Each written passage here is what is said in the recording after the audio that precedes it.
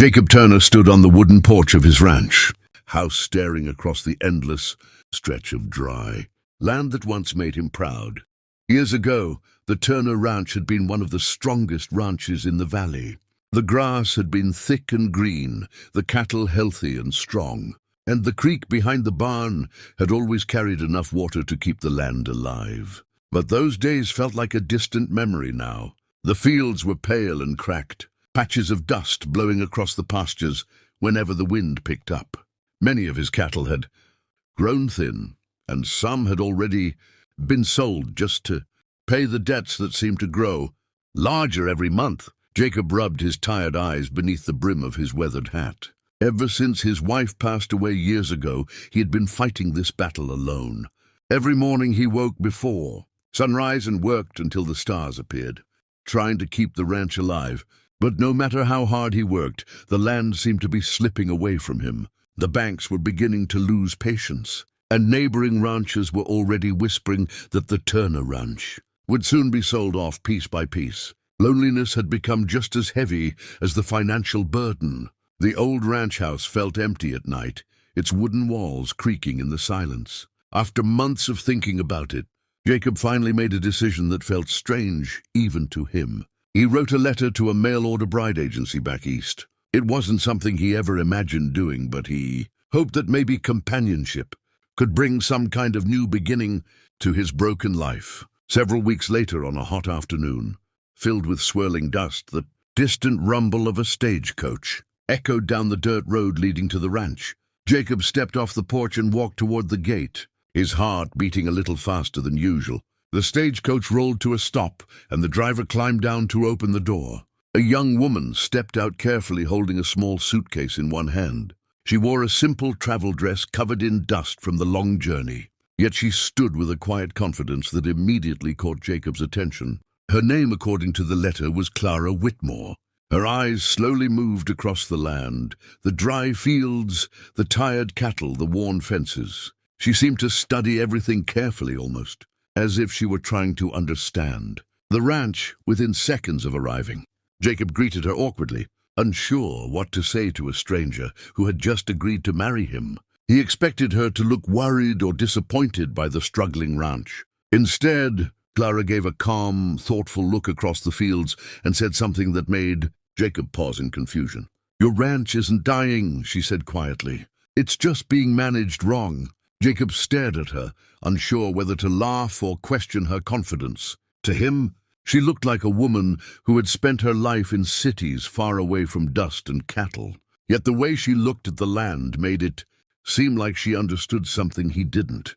The morning after Clara arrived, the sun had barely begun to rise over the distant hills when she quietly stepped outside the ranch house. A cool breeze moved across the dry fields, carrying the faint smell of dust and cattle. Most newcomers to ranch life would still be asleep after such a long journey, but Clara seemed wide awake and curious. Instead of staying inside, she began walking slowly across the land, her eyes carefully observing everything around her. Jacob woke a little later than usual and stepped out onto the porch, stretching his tired arms. He expected to see his new bride, struggling with the unfamiliar environment, perhaps confused about where things were or how ranch life worked. Instead, he noticed Clara far out in the field, kneeling down and running a handful of soil through her fingers as if she were studying it. Curious, Jacob walked toward her. As he approached, he saw that she had already examined several areas of the pasture. She stood up calmly and brushed the dirt from her hands. "These fields have good soil," she said thoughtfully, looking out toward the grazing cattle. "But they're exhausted." Jacob frowned slightly. "Exhausted," he repeated. "It's just dry land. That is how things are around here." Clara shook her head gently. "No, the land isn't the real problem. The way the cattle graze is." Jacob crossed his arms, unsure what to think. For more than 20 years, the cattle on the Turner Ranch had grazed the same way. They were allowed to roam freely across the largest pasture, eating wherever they pleased. That was how his father had done it, and how most ranchers in the valley still did it. But Clara pointed toward the herd in the distance. "They keep eating the same grass over and over. The roots never get time to recover. Over time, the soil loses its strength. Jacob had never heard anyone explain it that way before. To him, grass was simply something that either grew or didn't. Clara continued, her voice calm but confident. If you divide the land into sections and move the cattle regularly, the grass will have time to grow back.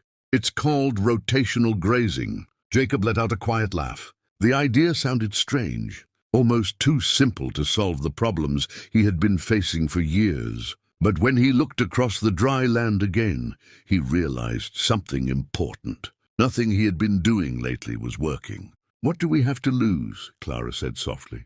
After a long moment of thinking, Jacob finally nodded.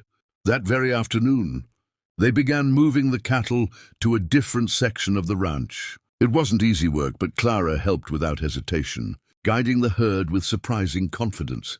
Over the next several days, something unexpected began to happen. Small patches of grass in the old pasture slowly started showing signs of life again.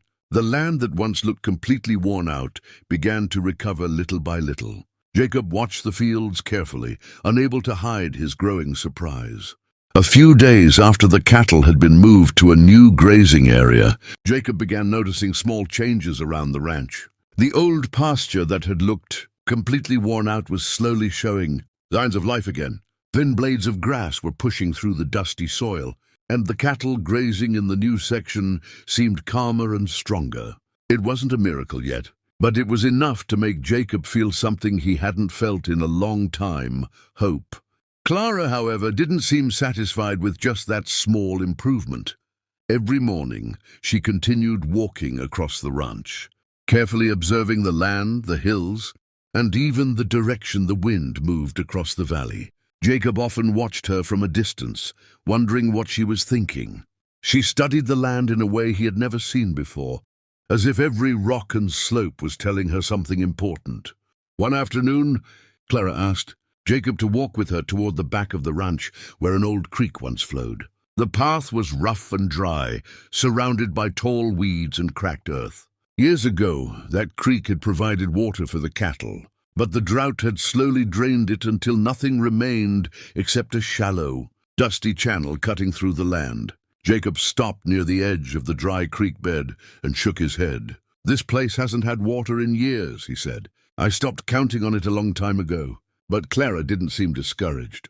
She stepped down into the dry channel and knelt, pressing her hand into the soil. For a moment she remained silent, feeling the ground beneath her fingers. Then she stood up and looked toward the small hills surrounding the creek. "There's still water here," she said calmly. Jacob frowned in confusion. To him, the ground looked just as dry as the rest of the ranch. "If there was water, we would have seen it by now," he replied. Clara shook her head. "Not always. Sometimes water moves underground where you can't see it." She then revealed something she had never told Jacob before. Back east, her father had been a respected agricultural scientist who spent years teaching farmers how to understand their land. Clara had grown up learning how to read soil, study land formations, and recognize hidden water sources. While other young women spent their days learning social manners, she had been studying maps, soil samples, and farming techniques.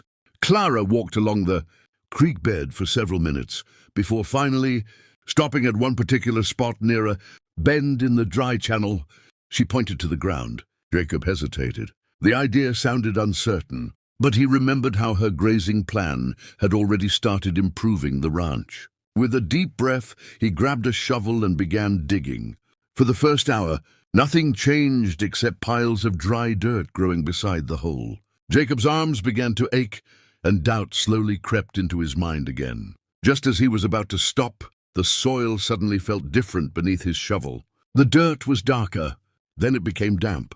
The discovery of water on the Turner Ranch changed everything almost overnight. What had started as a small trickle in the ground quickly became the greatest hope Jacob had seen in years. With careful digging and a bit of guidance from Clara, they widened the spot where the water had appeared and built a small channel to guide it toward the pastures. The clear stream slowly flowed through the dry land, soaking into the thirsty soil that had been begging for water for far too long. Within days, the change across the ranch was noticeable. The cattle gathered eagerly near the fresh water, drinking deeply after months of struggling with limited supply. The grass around the new channel began growing thicker and greener. Even the air around the ranch seemed different, carrying the fresh scent of wet soil instead of dry dust. For Jacob, it felt almost unreal. Just weeks earlier, he had been preparing himself for the possibility of losing the ranch that had been in his family for generations.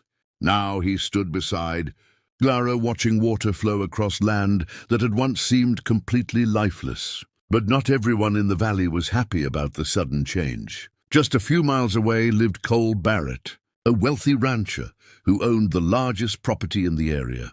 For months, Barrett had been quietly waiting for Jacob's ranch to fail. He planned to buy the land cheaply once the bank forced Jacob to sell. The Turner Ranch had always been valuable because of its location and open fields, and Barrett had been certain it would soon belong to him. When word reached him that Jacob had discovered water and that the ranch was beginning to recover, Barrett was furious. The opportunity he had been waiting for was slipping away. One dark night, Barrett rode quietly toward the Turner Ranch with a simple plan. If the new water source could somehow be damaged or blocked, the ranch would quickly fall back into trouble. He moved carefully through the shadows, heading straight toward the channel Jacob and Clara had built. But Clara had already begun studying the water system closely during the day. Earlier that evening, she noticed small signs that someone had been walking near the channel. The disturbed dirt and faint boot prints made her suspicious. Instead of ignoring it, she stayed awake that night, watching from the ranch house window. When she finally spotted a shadow moving near the water channel, she immediately woke Jacob. Together they rushed outside, lantern light cutting through the darkness. Barrett was caught in the act just as he attempted to break part of the channel wall. Startled and embarrassed, Barrett quickly mounted his horse and rode away into the night. Jacob stood there for a moment, realizing just how close he had come to losing everything again. But thanks to Clara's sharp eye and quick thinking, the water system remained safe. As the weeks passed, the Turner Ranch continued to recover.